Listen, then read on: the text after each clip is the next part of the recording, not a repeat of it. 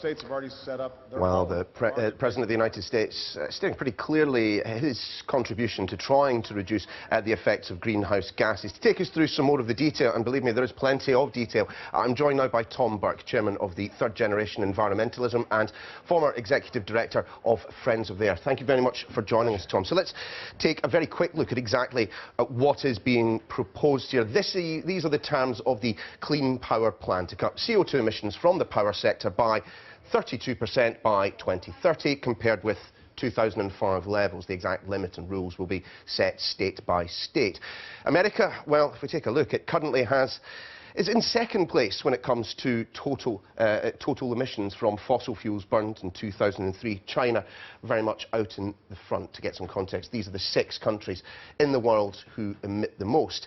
But it is perhaps more interesting to take a look at it this way. Here are America's emissions compared to Brazil, which is a country with a similarly large population, and that tiny little dot that you can see there is Sweden, one of the most environmentally friendly countries in the world. So with that in mind, Tom, we do know that America has a huge problem, that this is maybe just the first stage in trying to deal with it. Oh, this is definitely the first stage. There's a lot further to go, and America will, I suspect, go a lot further. As the President said, he's talking today about what the power sector will do. He's also doing things in the, with vehicles, put emission standards up for vehicles so they're emitting less CO2. He'll have to deal with agriculture in due course as a big source of carbon emissions. And he's said very clearly he's going to drive energy efficiency, drive the renewables forward. So I think what we're seeing is a very big shove in the right direction. We'll deal with the politics in just a second, but let's kind of go a little bit deeper into the specifics. How ambitious are these targets and how do they compare to other countries? Well, let's take a look. There is the US's commitment here.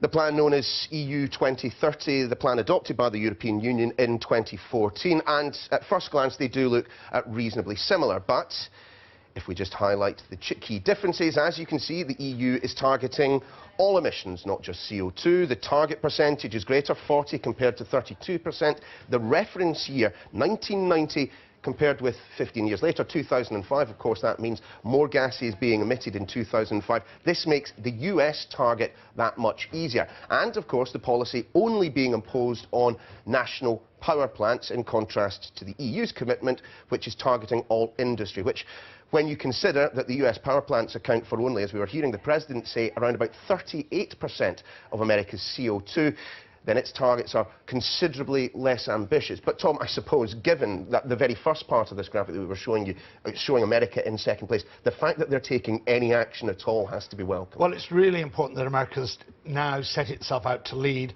and to demonstrate leading by taking action. It's been a laggard, and other countries have therefore been able to hide behind it. I think that shield is now removed.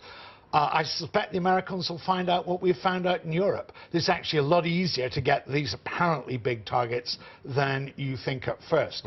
I reckon that what we'll see if Hillary Clinton succeeds Obama, we'll see their standards ratcheted up, and they'll discover that actually once you get going, then things tend to flow beyond there. There is, of course, another option in all of that, that it might not be a Democrat that follows, but a Republican. I mean, you know, many are calling the move extremely political in the year before the general election is going to be forcing the issue to the forefront. Now, whereas the Democratic candidates have said that they will support it, of these, the 17 people running for the Republican nomination, well, this is how many of them have either outright denied that climate change is real or have gone on the record saying that climate change science is questionable or perhaps subjective. Tom, I mean, it is something, it is noticeable that President Obama is only able to target this as he's heading for the exit door.